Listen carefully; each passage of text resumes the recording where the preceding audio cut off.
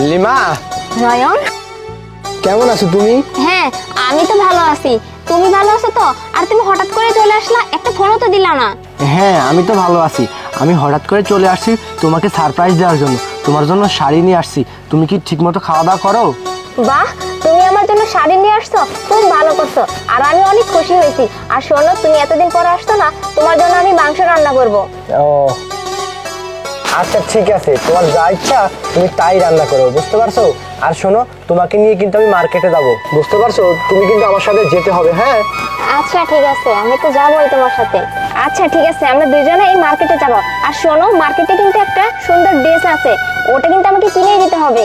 মা, আমি তোমাকে কিছু দেই, এটা আমার বউ পছন্দ করে না, তাই এভাবে দিলাম। মা, তুমি কিছু মনে করো না। আচ্ছা ঠিক আছে, তুমি যা যা কিনতে চাও আমি তোমাকে তাই তাই কিনে দেবো, ঠিক আছে?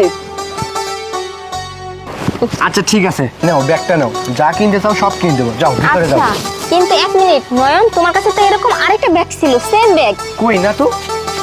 এই না, দাঁড়ান।